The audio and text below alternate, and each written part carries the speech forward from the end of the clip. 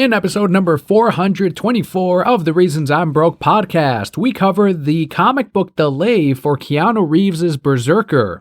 We also have McFarlane's Spawn variant honoring Chadwick Boseman. Our comic book highlight, as voted on by you, is the Department of Truth number 1. All of this and so much more on today's show.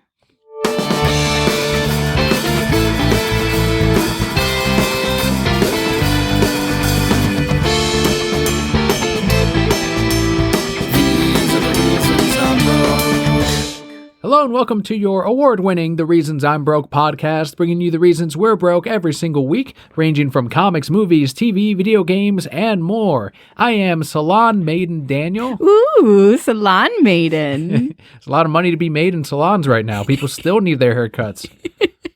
And I am your Emperor Kelli. For those of you new to the show, the way we format it is first we go through some news. We head into this week, we're going to go into what's new on HBO Max. We do that once a month for HBO Max and Netflix. We head into our Patreon shoutouts of the week, followed by the comic book highlight, and end it with the Brokehead block, which is what Palpa Kelly and I have been doing this week.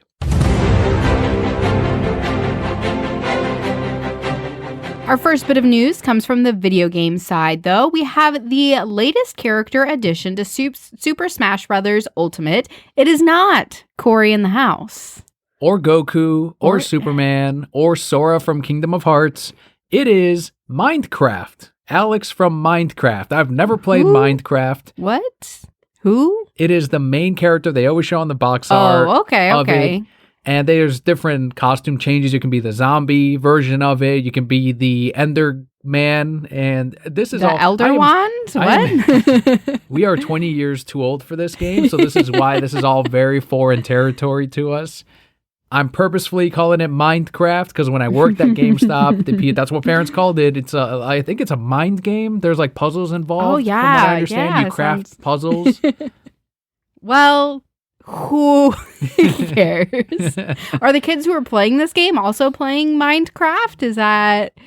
Is this really the right audience? I'm very confused. There's got to be kids that play Super Smash Bros. Ultimate. I'm sure they're eating this all up. We should ask James Gunn. I'm sure he's hanging out in those kids forums. Yeah, and like all his friends. Out. He probably plays a lot of Minecraft. So that'd be the person to ask, not any of the Brokehead Core or myself. But to anyone with kids that are to that age where they can play Minecraft and Smash Brothers, you got Alex from Minecraft in there. And it actually is the first, Spoon was pointing this out in our Discord, it's the first Microsoft character that has joined the Smash Brothers roster. I just had a really weird thought when you said the statement before the last one. We are now closer to being those people with kids that age than we are to being the kids that age playing it. Oh my God, I feel so old.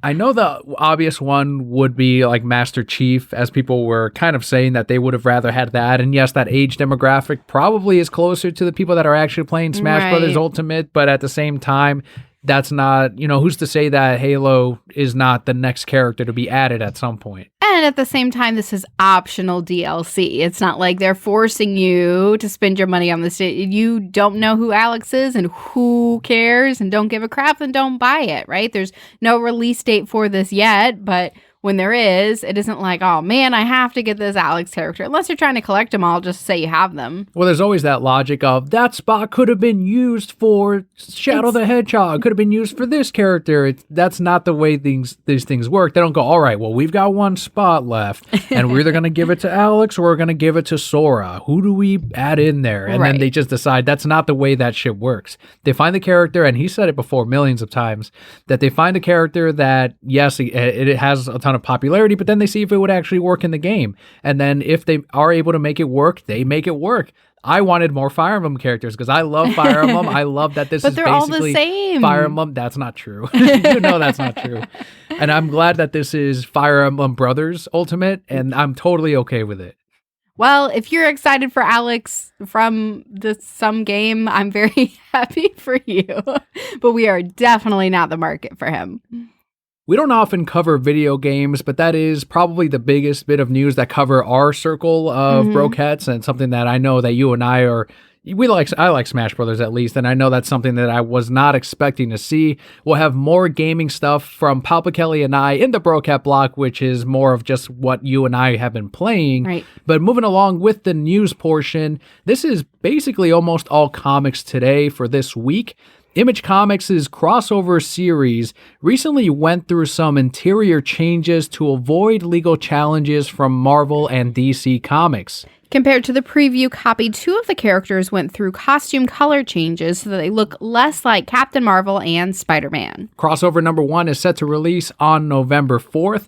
I tweeted the image comparison of the 2 characters. Yes, one is quite clearly Captain Marvel. He's got the big thunderbolt on him, and then one of them is Spider-Man swinging around in the background. What's funny is they changed Captain Marvel's from that iconic red to blue, and they're like, well, now it's one of his brothers. Right. So it's still a DC character. He didn't do anything.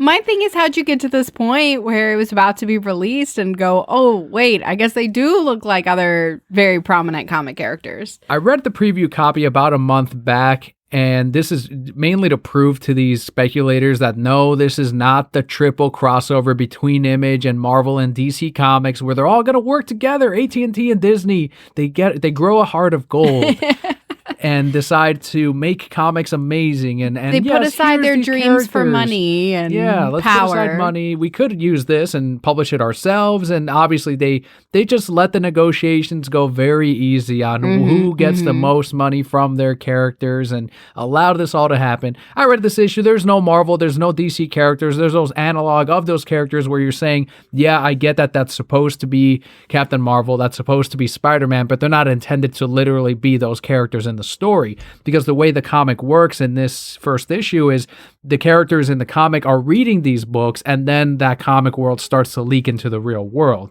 And that's how this all starts. That's really the first issue where it begins. And the character that leaks into the real world even has like the dotted color lines, just like the Silver Age books used to have. Okay, awesome. Which is a neat idea, but it's not a crossover between all the companies.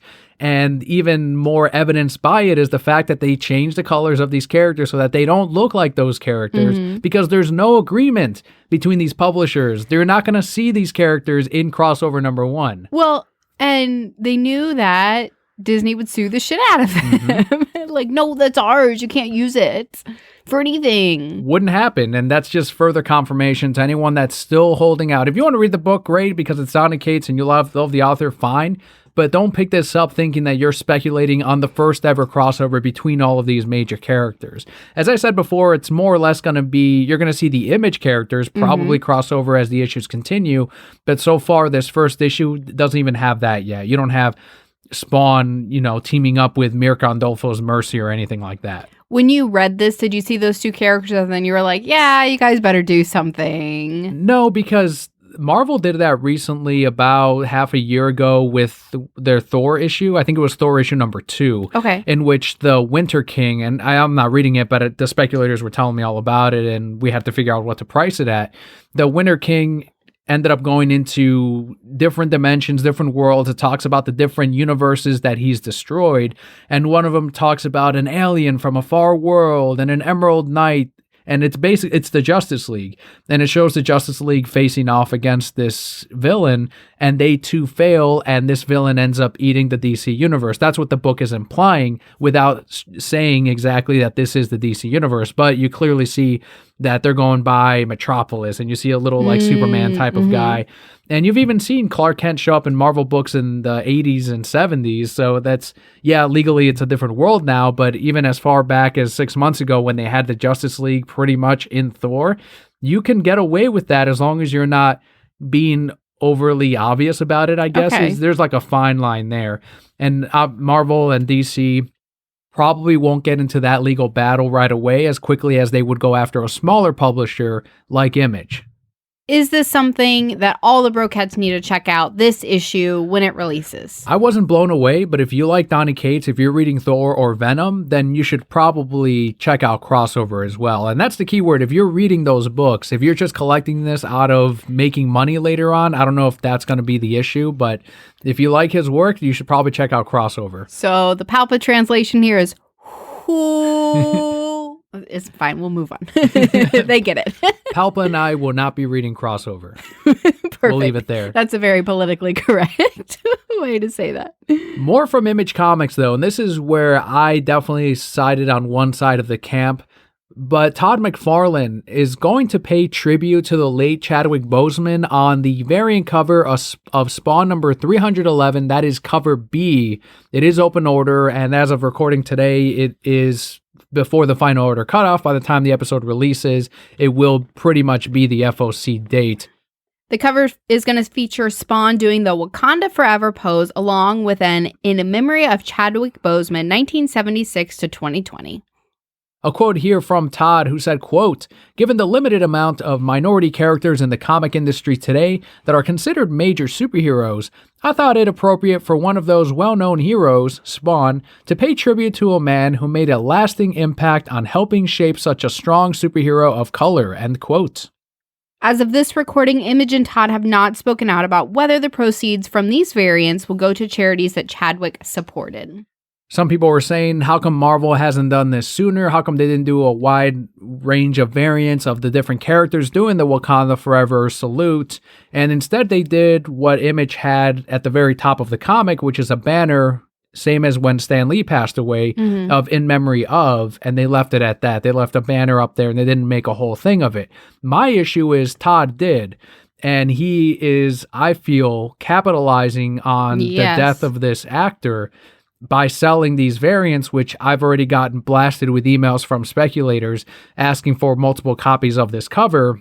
And I'm thinking, all right, well, there's a charity behind this, right? And I look it up and there is not. There's not a charity drive behind, well, Image and we're going to end up donating X amount of these variant proceeds to cancer research, or something tied into what Chadwick actually himself donated to. And so far, as of right now, as of today, they have not made that announcement.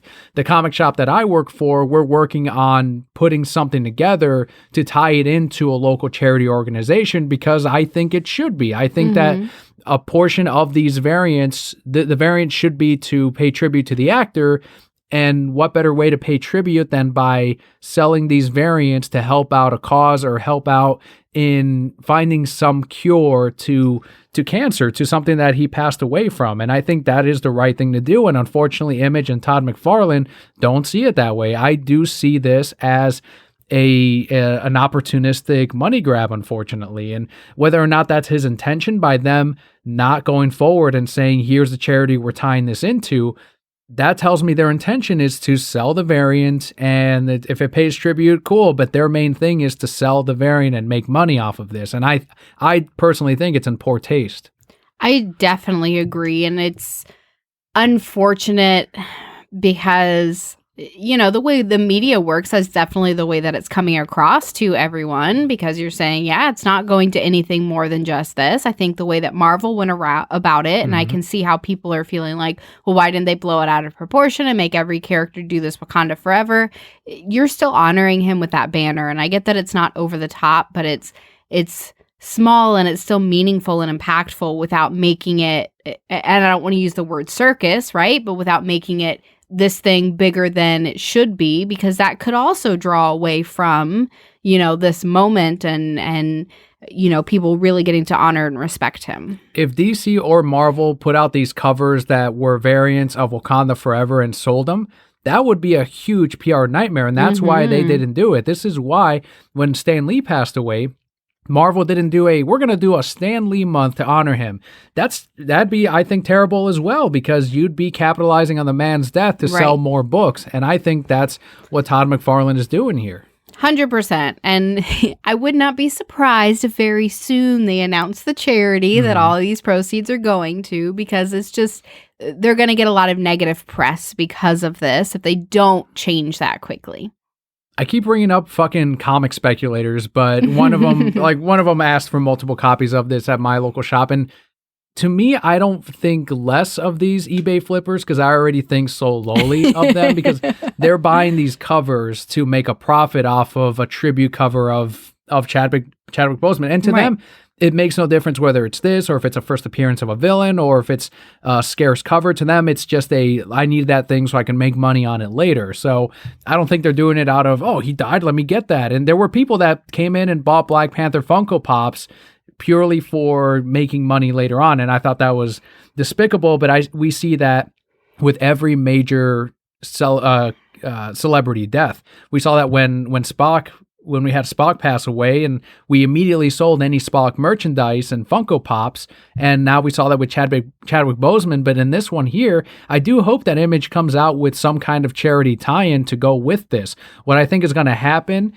and I hope this isn't the case, but I think they're going to end up releasing another variant that is a purely tribute Chadwick Boseman cover, and that's the one that they're going to say is going to go with proceeds to the charities. But I don't know if they're going to flip and change it on this one with the FOC being what it is. What does make me happy is that McFarlane revealed the cover ahead of time, and where comic shops are able to order as many copies as they want before Monday. So there's going to be tons of copies of this out there, which effectively kills the speculator market on the book. Right. Because suddenly this book is not, everyone's going to have a copy, and the prices are not going to be as what they want it to be. And I love when that happens. When they come in, they buy multiple copies, and then they're like, oh, and they check eBay and it's a $10 book instead. You're like the super villain of them. You're like, yes. I love it. So I can't complain on that end. But then I also I was feeling guilty about, well, what am I doing here? What are comic shops doing now? Is they're capitalizing on this frenzy of, I need that cover. Okay, let's order you as many copies as you want, and now we're selling them and making a profit as well. Right. And that's why I brought that up, and it turns out they were already working on tying a charity into that variant, because we as a shop, we don't want to look like those same people. We don't want to look like Image.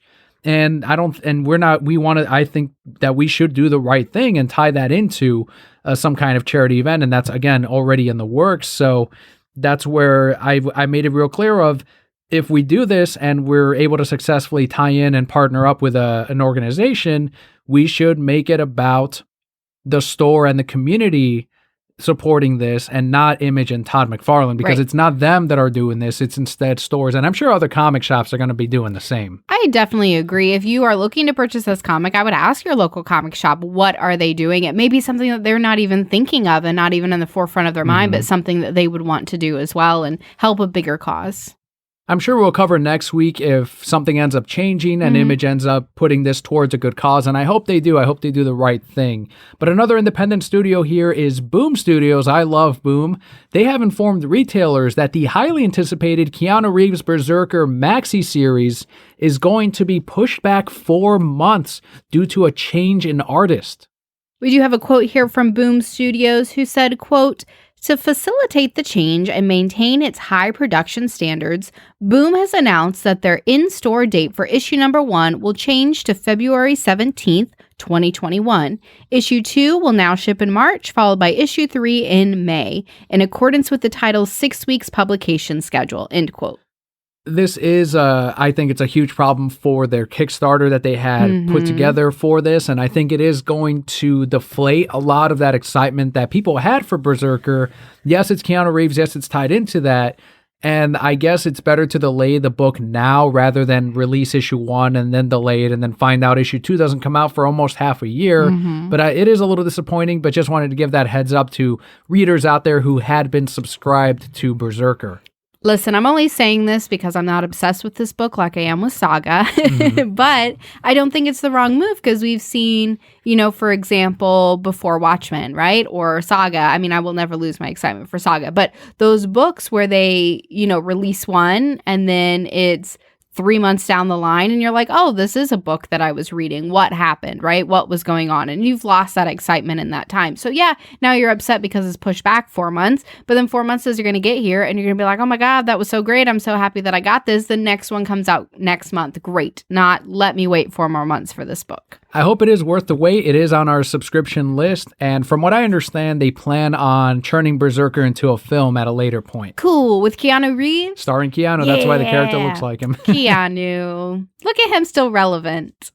Another maxi series that we have on the news this week is on the DC side with one of your favorites, probably one of your most anticipated comics. It is Batman Catwoman.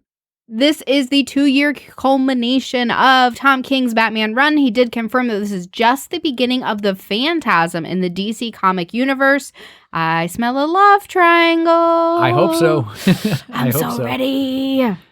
Tom King said in a DC Connect number 5 interview, quote, "After this one, there will be a lot of Phantasm stories coming, so we want to set the bar high. In summary, I'm feeling a lot of pressure," end quote. If you've never listened to this show and therefore don't know who the Phantasm is, the Phantasm made her debut in 1993 in the Batman the Animated Series film. She's never formally been introduced into DC continuity, but definitely one of our favorite characters, right? Batman's first love, the person that he was thinking of leaving being Batman for, and then of course she had to just go crazy and leave him. I don't know why you would.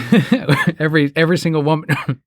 Excuse me, I couldn't get this out quick enough, but it's not like she left him at the altar, unlike other women in his life. I don't know what you're talking about. You dug yourself into a little hole there. Yeah, but Catwoman came back. Phantasm stayed away.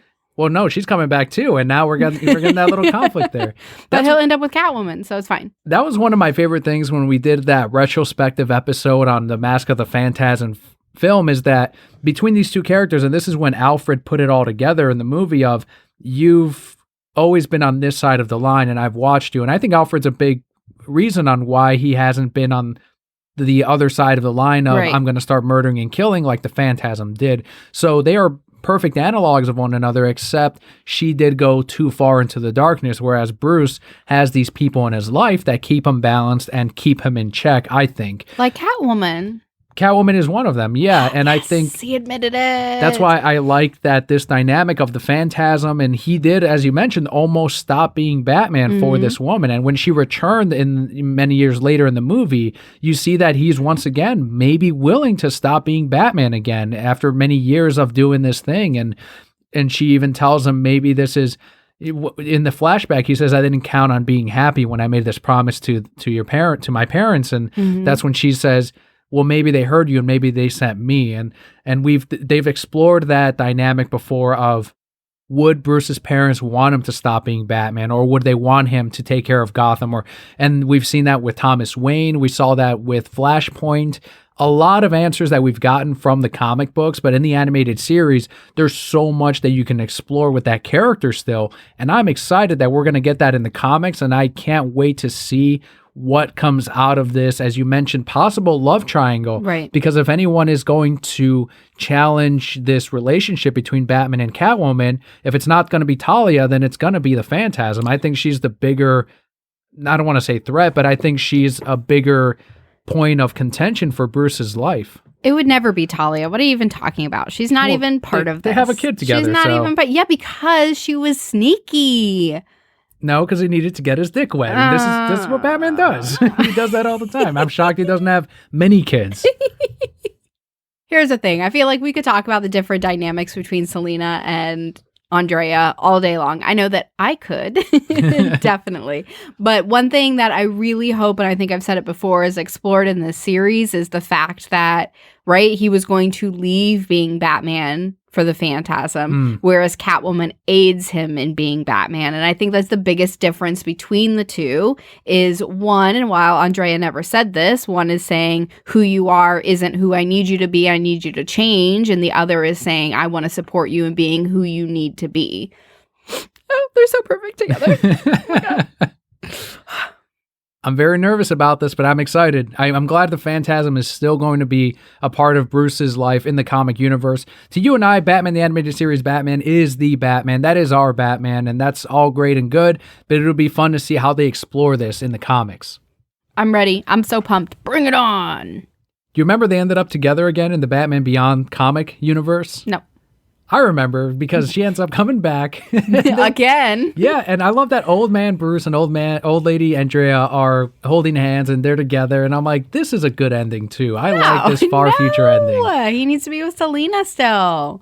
We might have said it already, but issue 1 of Batman Catwoman is set to release on December 2nd. So close.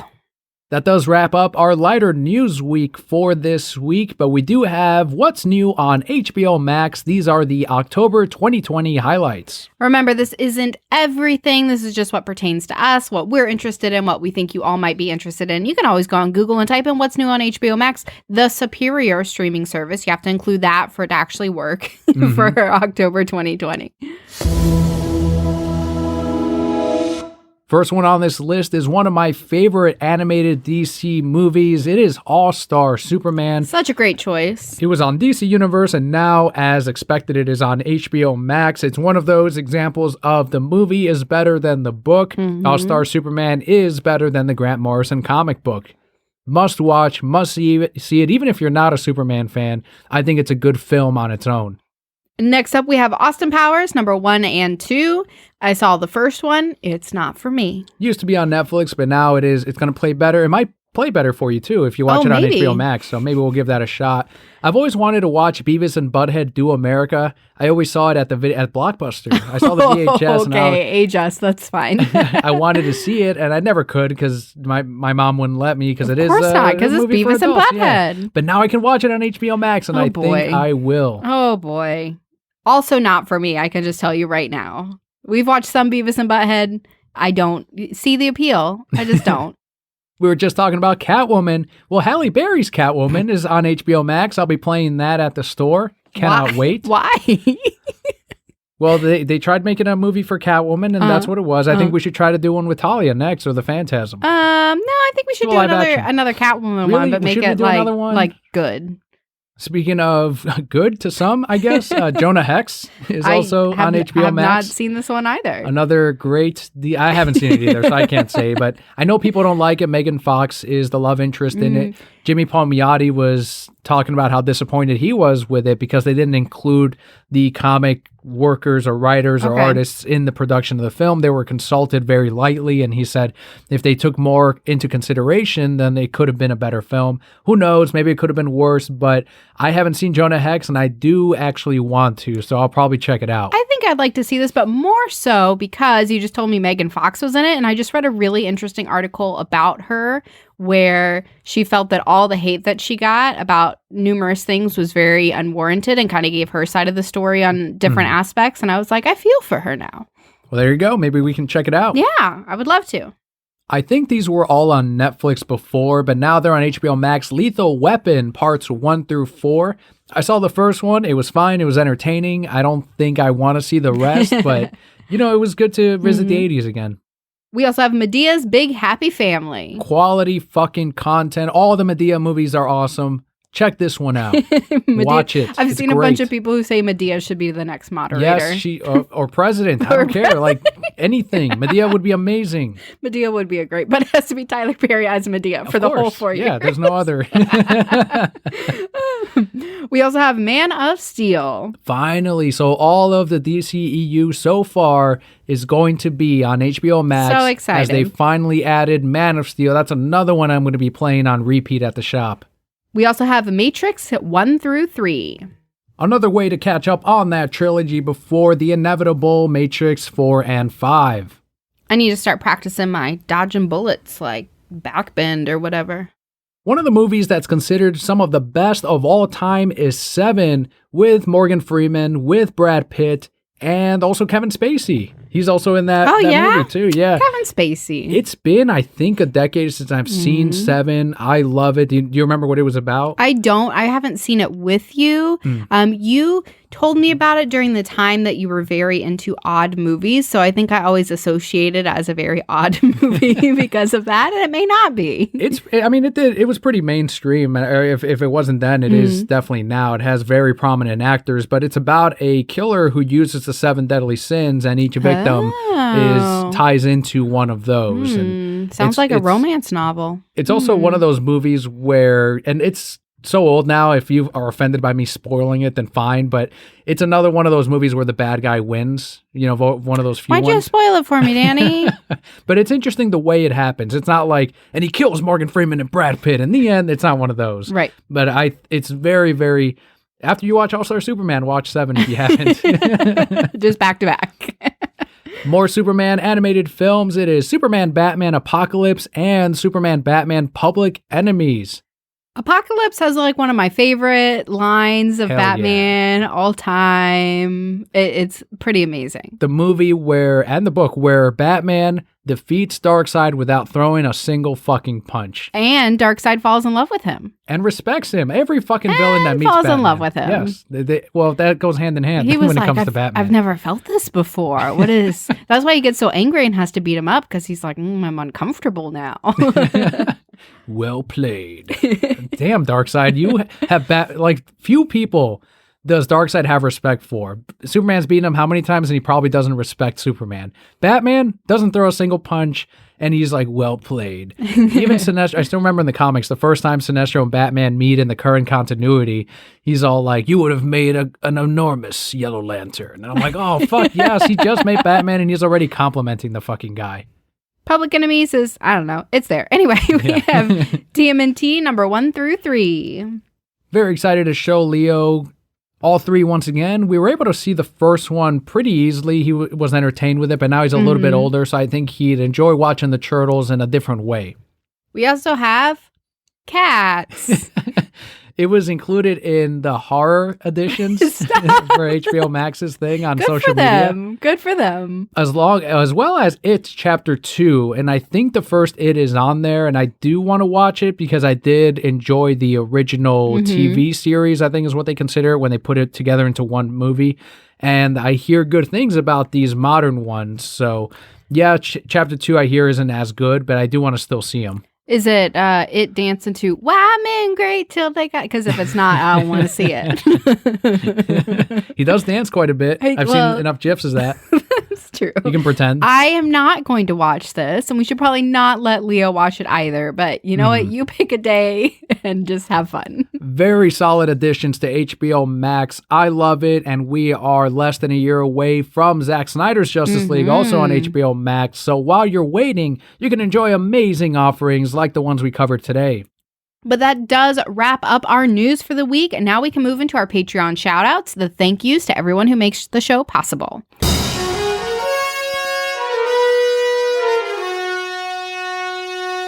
First one this week goes out to Bobby on Twitter @CubanSlim.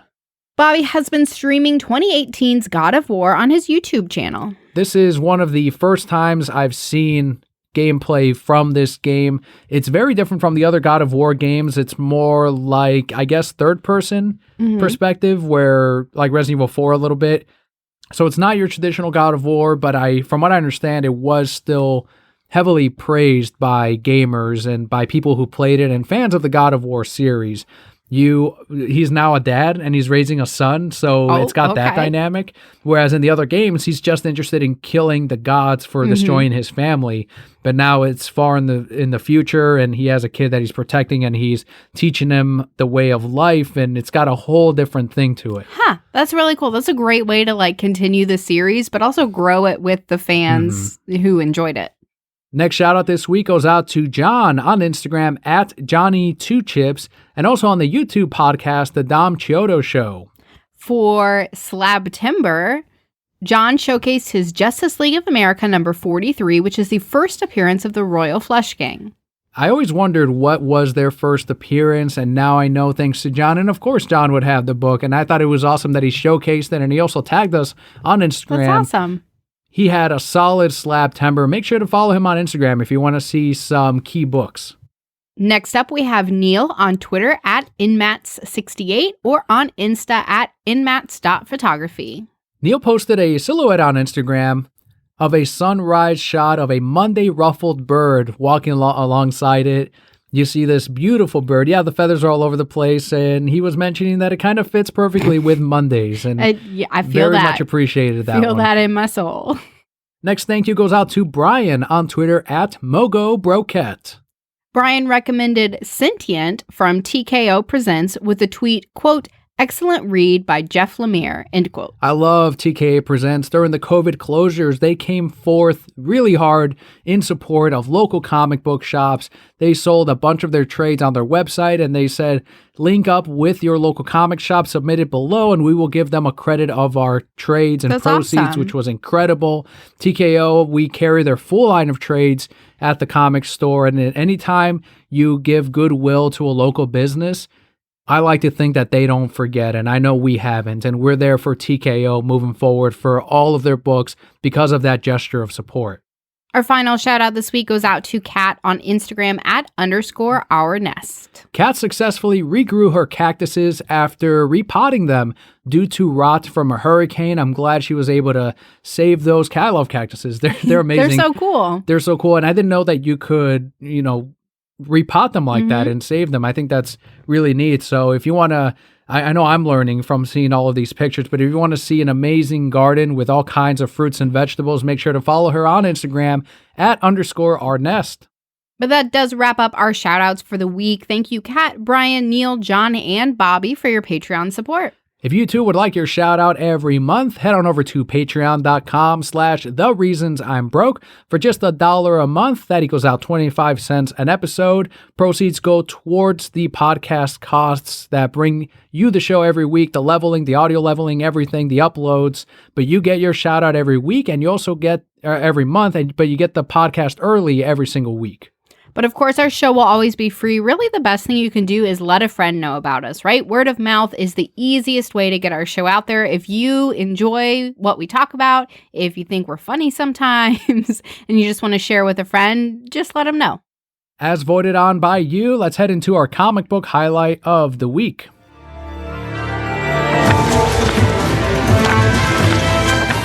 This week we'll be reviewing Department of Truth #1. This is written by James Tynion IV with art by Martin Simmons.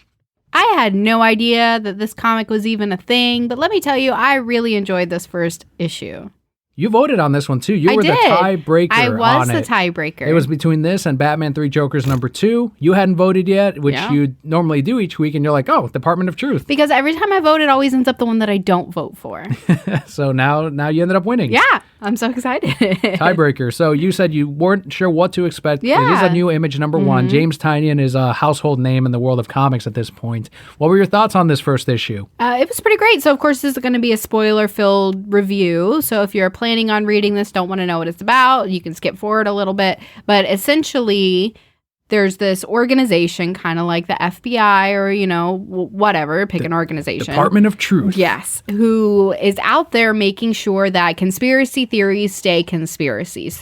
So throughout the book, and you're learning about this experience that someone had, when you believe in something, when enough people believe in something in this world, it becomes reality. So the example they give is flat earthers or whatever you want to call them, right? And they go to a convention where everybody's like, yeah, I believe that the earth is flat. And then the earth starts to become flat. And so these people go and they're trying to get photo evidence so they can take it back to the world. And now the entire course of history changes retroactively because enough people believe that this is true. And so there's a department that works to kind of nix all of those kind of conspiracy theories so they don't become true. Because they are major radical changes to history if those things are true. And you can argue that any little thing could have a huge impact on the world in the future, but these are things that are connected to real world conspiracies, which I think is a part of the fun, We had talked about the reptilians in a couple of weeks ago, how they're involved in Department of Truth comic book, and the flat earth, and also the moon landing conspiracy. So all of those things are in there, and whether or not you believe in any of these yourself, or if you're like me and you just think these are just fun things to talk about or think about, then I think that comic is going to satisfy that urge of it, I think. And no, I agree with that. I thought one of the most satisfying parts about this book is the pacing was very great throughout, right? You were going along this journey with this other character like, oh my God, what's happening? What's going to happen? While I kind of enjoyed the art, it was a little not as eye-catching as some of the others because it is very rough. So, if you're really big into the art, I'm sure that's something that somebody would enjoy. For me, I was just like, let me just read it with the story. But the story didn't let me down. I was, very Men in Black vibes almost throughout some of this. So I was very invested, and I'm excited to see where it goes and what other... I mean, I love conspiracy theories, right? Yeah. Do I ever really believe them? No, but it's really cool to see them from a different take. Simmons is normally a digital artist, and they said that they wanted to do this on paper and stock to give it that rough feel, which is funny that you mentioned that because they're like, all right, I want to do this one physically like other older comic artists. And I thought that was neat that he did that because you can see it in the comic book itself. Right. You can see the different paint splatters and the etching into the artwork itself, even at points. I'm sure they use some tools to rough up the colors, and I thought that was really neat and smart too, because you as a comic artist, you probably want to have pages to sell in the future when you retire or when you're no longer getting work. That's something that Greg Capullo mentioned at MegaCon a few years back. He tells any up and coming artists, like, digital's great and it saves you a lot of time when you're working on a deadline, but you probably want to have physical pages and physical work. Because when you stop getting work, because he says that one day that comes, you want to have those original pages as income, because the artist's life in retirement is not easy. Right. It's about, especially if you can't draw, if your hands give out on you over time, you're going to want to have that old work to work on. So I just wanted to bring that up because of this comic itself. I felt the same way. I thought it was a lot of fun. I think that exploring these different conspiracies and anti-departments, probably, because there's going to be someone that's fighting against it, and there's a reason on why they're trying to alter history this much. I can't wait to see what that reason is and what they have to gain. If it really is, maybe it's like the reptilian thing of there's reptilians out there that want to take over the world governments in the world. Well, by them changing the history of the world, they would then, in effect, be running the world. Right. So that's going to be in there, and I think they're going to explore that, and I think that's going to be good. I will give the warning that if you are right-leaning as far as your comic books or whatever, it is a very left-leaning book, and it actually disparages the right political party quite a bit throughout it. But that's the only thing that I would say. If you're able to move past that and it's like, whatever, comics are comics, then there's still a really good story to enjoy here. But just wanted to give that little, I guess, warning if that is a thing that bothers you.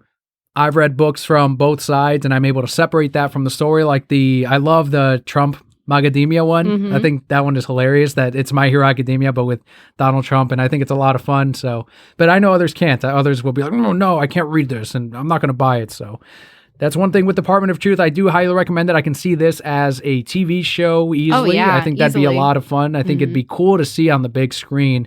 And there is also I found a 1 in 10 or a secret variant where on the cover, instead of John F. Kennedy, it's got Lee Harvey Oswald instead on the cover. So that was a secret variant that they sent out to comic shops.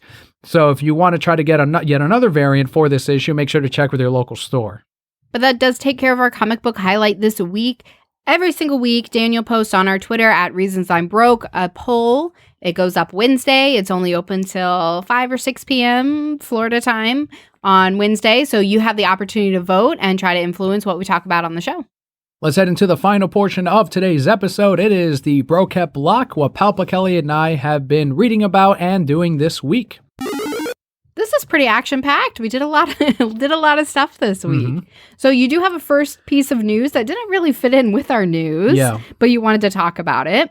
And that's the Irish Supreme Court has ruled that Subway bread contains too much sugar to be considered a staple food for tax purposes. All of their bread options were considered to be too high in sugar to be considered bread. You know what I have to say about this? What the fuck do they know? Leave Subway alone. They helped with Release the Snyder Cut. They also, like TKO Presents, forever have my goodwill. And I think their bread is fine. I think it's healthy. I think it's great. I think many people have lost a lot of weight being on the Subway diet. And it still has way less salt, way less sugar than other competing fast food places, including McDonald's and Burger King. You always want to go with Subway, where you can eat fresh. # Release the Snyder Cut. Subway, I'm there for you. We haven't forgotten. It wasn't a thing that we would just let go because we got the cut. We are still there for you. I will say, however, and this is not against Subway, but I did get to watch a really great documentary, I guess, for school called Sugar Coated, where they were talking about sugar primarily in the US, but throughout the world and all that kind of stuff. And did you know that we are only supposed to consume 25 grams of sugar a day? I feel like there's more in my coffee by itself. There definitely is. So the first, right after I watched it, I started tracking my sugar for the day, and I got to 25 grams of sugar. Now, granted, I start work at 3:30 in the 4:30 in the morning sometimes, right? But by 8 a.m., I had already had 25 grams of sugar. So was it just from the coffee, or what else did you eat? So I usually always have a bagel with almond butter in the morning, and that's 9 grams right there. And that's with the no sugar added almond butter. So between my bagel and my almond butter, there's 9. And then I go into work and I get a cup of coffee. And sometimes I use, non, like stevia, not a real sugar, which has 0 calories. But sometimes I'll put classic syrup in there, right? And then I put soy milk in there. And soy milk also has sugar. And then, I get food for breakfast at work, and that has sugar in it. So yeah, by 8 a.m., I've already hit 25 grams of sugar, and I still have my whole day. They put a lot of sugar in everything. Yeah. But Subway does, not compared to Subway, Subway does very little compared to everyone else. That's what I meant. I'm just saying, when you really start to dive into these things, it's a lot. Yeah, so it's not just Subway. It's fucking relax, the Irish Supreme Court. Jesus Christ. You don't see the other Supreme Courts freaking out and not considering that a staple food. My favorite was chance. When you typed this article at first, you put the Supreme Court. And so I thought it was like a special sub people. And I was like, oh, cool. What's the Supreme Court? And you're like, the Supreme Court, Kelly. What are you talking about? Is there a Supreme Court? There should be. That's the name of a podcast out there somewhere, a sandwich podcast. The Supreme Court. Try out a different sandwich every week. I love it. We should do it. Should be our podcast.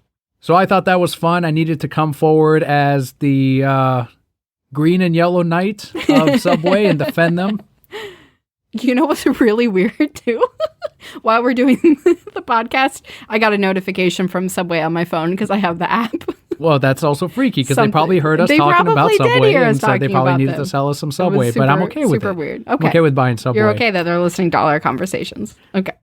Another thing that happened this week, and we are still forever an award-winning podcast, thanks to the BRZRKR and thanks to the Podcast Awards.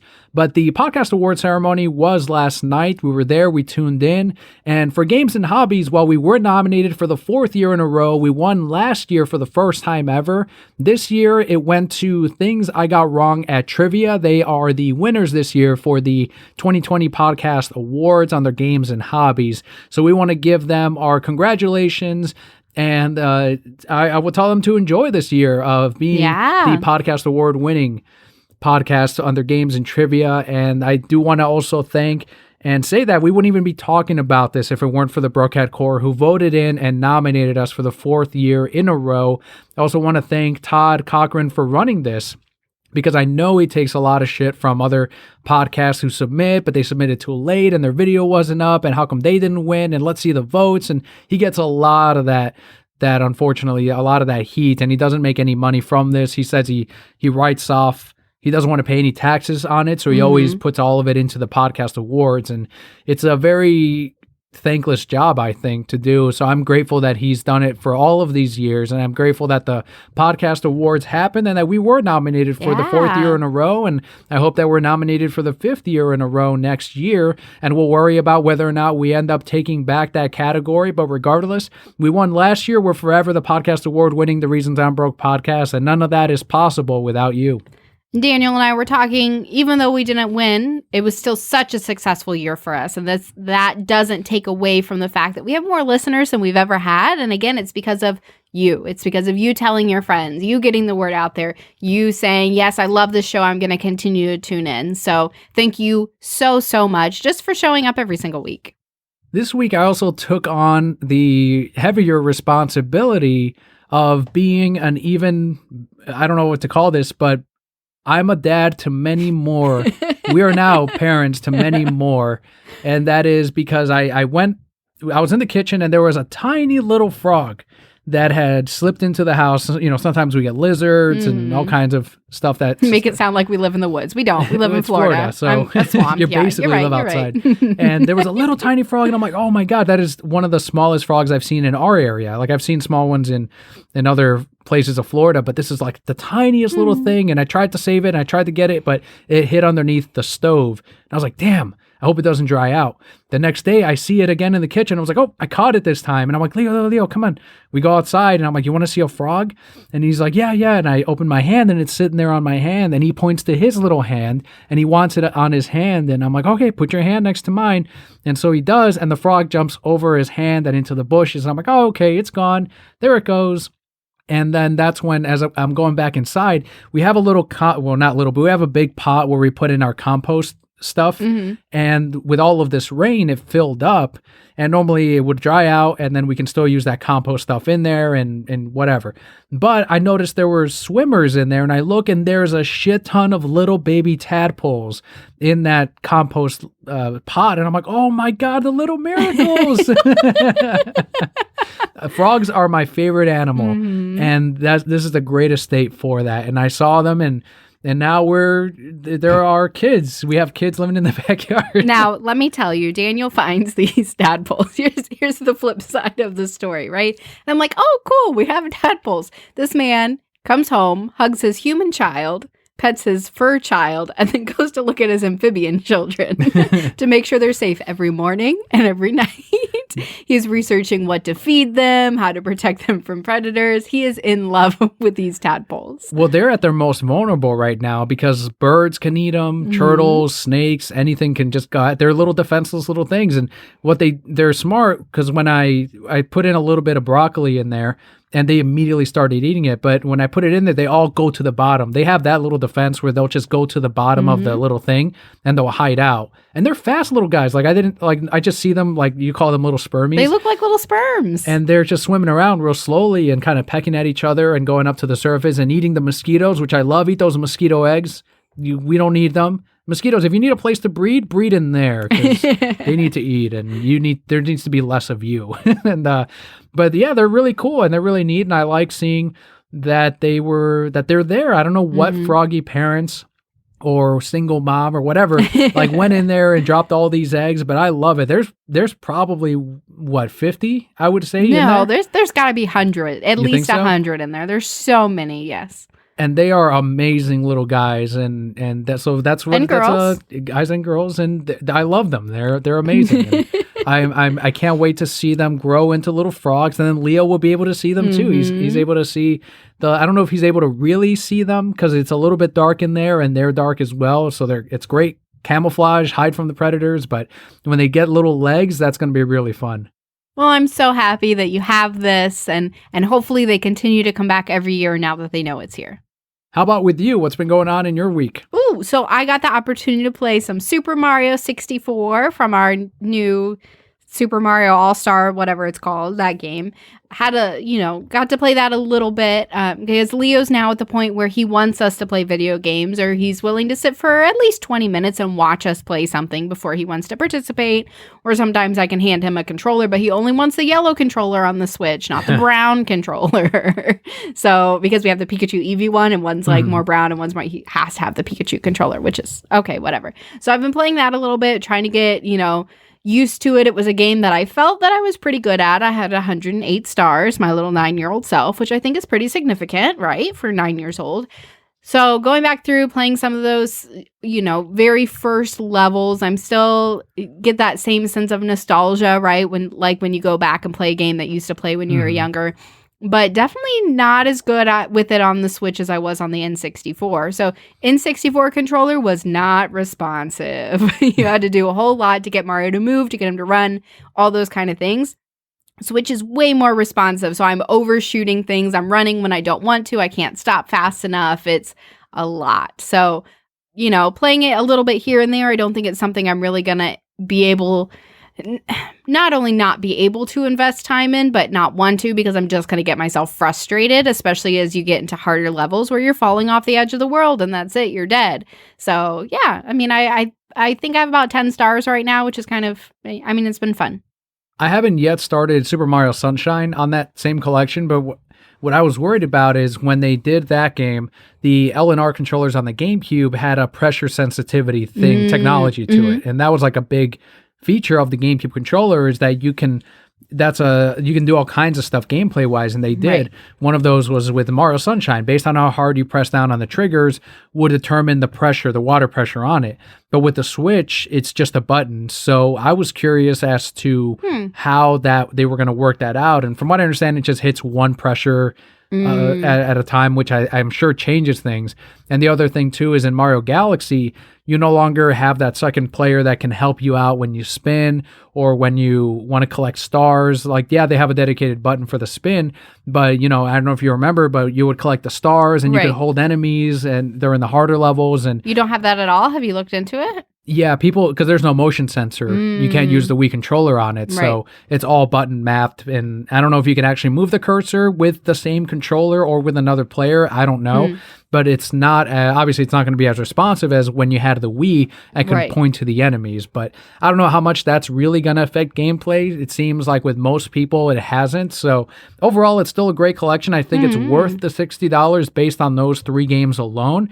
And I hope they do more of these collections, because honestly, they have an amazing backlog of games that they can resell to the same gamers multiple times throughout the years. Something else that we got to do this week is we finally finished watching all of the Harry Potters. That's true. Some of them took 2-3 nights to finish. But what'd you think of the full journey on all 8 movies? It was pretty amazing. I haven't, like I said, there were still a few that I hadn't seen the whole way through. So getting to sit down and really watch them, and yeah, it took us like a month and a half, right? It wasn't like we just knocked them all out, but getting to see how the movies got darker, how they progressed together. I felt like even though they were done at separate times, many years apart, et cetera, they still really felt like one long journey throughout. I will say, and I mentioned it before, right? Being 30-year-old Kelli, not 10-year-old Kelli, there's things that were done where I'm like, why are the adults doing this? Like, this is not what you do as an adult. But mostly also Dumbledore. Mostly Dumbledore. But also at the same time, you could really tell that there were things that were just explained better in the books than they were in the movie. So, things where I'd have to stop for a moment and be like, okay, let me look this up. Let me see the real reasoning behind this, or the significance that these characters or events or different things like that played within the movies. But I mean, I get it. Translating a book to a movie, you only have 2 hours. Maybe you're going to put the most impactful 2 hours in there. There were so many differences I noticed this time around. And yeah, as you mentioned, there were scenes where it's like, that doesn't quite work. Why is, for example, Lupin and Tonks are suddenly together, but you didn't get any hints of that. And then from one movie to the next, it's like, no, they're a couple now. And it's like, all right. So it didn't hit hard when the 8th movie came and they were dead. It's like, all right, well, I liked Lupin. I don't anymore because of how he treated Snape. But, when I was a kid, I liked Lupin and I liked Sirius. So that death didn't quite hit as hard, especially on the Tonks side of this time around. And there was also some things that were omitted. For example, when Snape is in the Order of the Phoenix in that 5th movie, where he goes to Sirius Black's house. It's the 5th one. In the book, Snape is in that house with them as well. And you do hear a little bit of him in one of the scenes where they have the ear and they put that down, but you don't see Snape at all. But there's a whole dynamic there of Snape is the one in the books who eggs Sirius. Sirius is hiding out and he doesn't want to be seen because he's still wanted to, from Azkaban and everything. And they still think that he's the one who was responsible for so many deaths. And Snape calls him out on his cowardice and says, we're out there fighting against Voldemort, the Dark Lord, and you're in here hiding out, which leads to him getting out and fighting at the end of the movie or at the end of the book, which in turn gets him killed. So Harry blames Snape for his death as well, not just the Death Eaters. And that's one thing that in the books makes it very personal for Harry and Snape, and that's not explored in the movies. And I think that would have been, that speaks on Snape's character too, because in the books, he's he's calm, he's calculating, and he knows what he's doing, but he's making mistakes along the way. But is it really a mistake? Because it doesn't really give a shit about Sirius Black anyway, so he doesn't care if he dies. Little things like that I think if we had some kind of HBO show or something where they can really explore all of the books, you can really dive into those things and and do more with them. But I'm really happy with all the movies overall. There was amazing acting behind every single part of it. I like Harry a lot less than I did as a kid. I don't think he's very likable at all. But we didn't watch it for those. We watched it for the professors and some of the villains. I like Ron a lot less than I did the first time I watched them. He's probably my least favorite character in all those movies. Not even kidding. Less than Dumbledore? Yeah, less than Dumbledore. There's no point to Ron. There's no point except to piss people off. That is what he does a lot, isn't right. it? It's just and maybe he's more redeeming the books, right? And maybe there's a reason that he and Hermione end up together and she sees something redeeming in him, I guess. But he contributed nothing to these movies. And, the same. And again, I did a little research into the books, but I feel they could have done more with Ginny too. Why did Ginny and Harry end up together? You don't really see her do a lot. And I guess she does do a lot in the books. So. And even now, J.K. has said, I think she had said that Harry and Hermione should have ended up together if she could have redone it. And I thought one of the other funny things is after the third book, I think she said, one of the fans had guessed that Snape had fallen in love with Lily in the past. And she was like, what gave it away? And she was racking her brain and going through the books, like, where have I given this out? Because it wasn't supposed to be revealed until the final book. Right. And that's when she was like, I'm glad she didn't change it, though, because that is a huge plus in the story of Snape. And she has since said that the books are overall a story about Albus and Snape. That's their stories. And that all of the books revolve around events, significant events in their lives. And I think that's probably why we enjoy these so much, because we like Snape a lot. And it's very much Snape's story. So I don't know what we're going to watch next. I would love to hear from the Brokettes. What series should we dive into? Hopefully it's on HBO, the superior streaming service.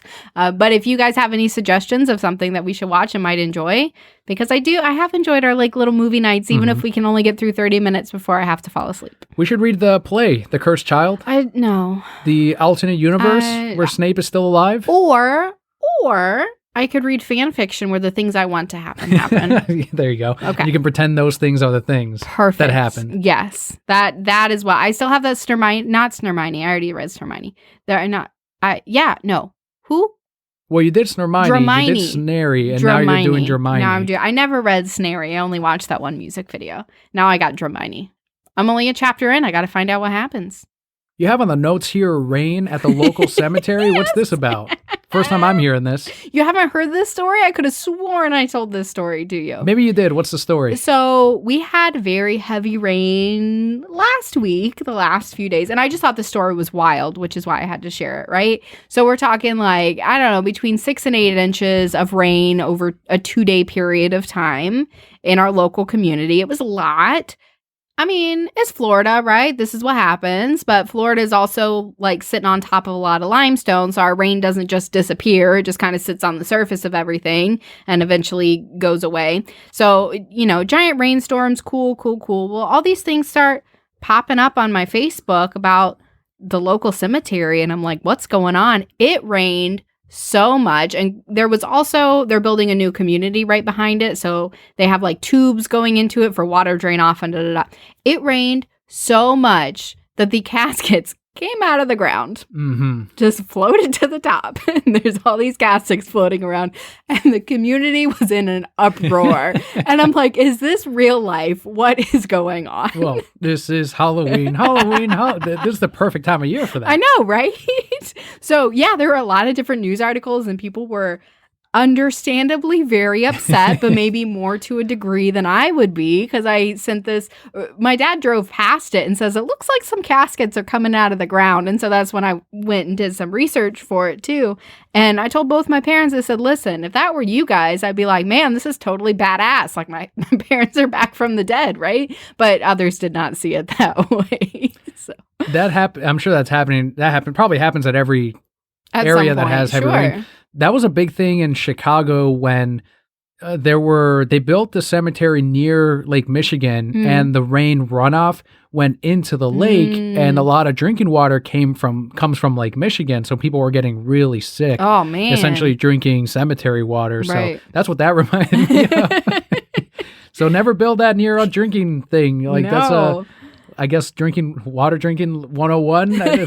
Future generations were like, it'll be fine. Whatever. It'll be fine. And oh my goodness. rising caskets. Yeah. I like that. Yeah. And so I drove past the other day and it looks like they've all been reburied. But I was like, man, how badass. Like what more metal thing can you think of? You're like, this is DC Dark Knight's metal. Yes.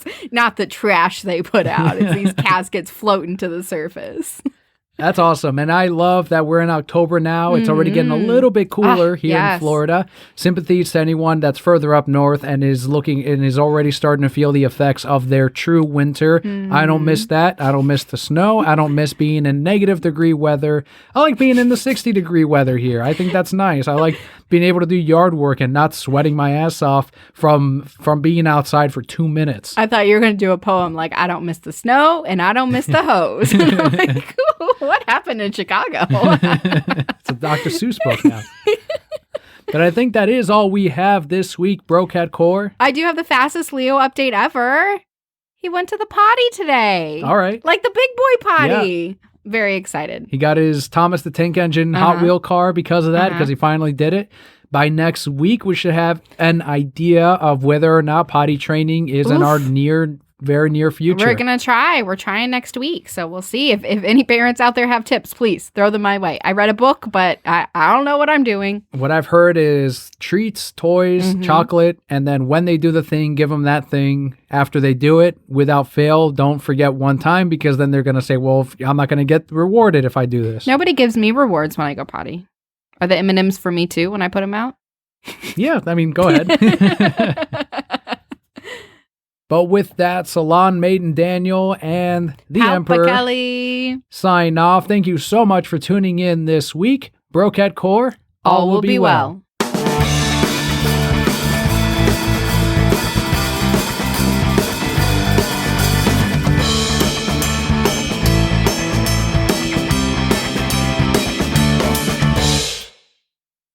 I've got that on my mind, Department of Truth. What is your favorite conspiracy theory? Oh, man, I don't even know. There's so many good ones. There's flat Earth, moon landing. You know, I think my favorite, those kind of things are like the creepypastas that come out. I don't know if those are conspiracy. They're not. They're not conspiracy theories. But I love reading those things like, oh, man, yeah, this place is haunted and these things really happen to these people. I mean, I get that it's not on a big scale, but those are what I enjoy reading about the most.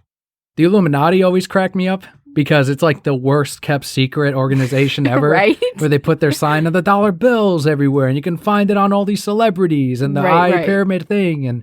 But I think reptoids for me are going to be the most fascinating. You were really big into them for a while. Especially reading them in this comic. And yeah, you see the stupid videos on YouTube where you're like, it's like, look, Hillary's a reptoid. Watch her skin change to scales on TV. And then you look and it's Cable. It's literally Cable where, you get the blocks. Right. And that goes over her face and it's like, look, scales. And it's like, no, that's a Cable thing. And whatever. So those are fun. I think those are hilarious too. Or when they're like, watch them blink. And you see a clearly CGI blinking sideways thing. And I'm like, come on. But then I click on the next one anyway. You just you go down the rabbit trail. Yeah, totally understand. I just hope that in the comic at some point, it's not a conspiracy theory, but that the Loch Ness Monster is tied into some way. Bigfoot's got to be there too. Aliens. Yeah, they got to be tied into the reptilians in the comic book. I want to see that. I just want, much like your creepypasta, but I want my cryptoids in the comic book. I want to see Loch Ness be the mothership of the reptilians, and that's what gives birth to these creatures. If you believe it hard enough, it'll come happen. true.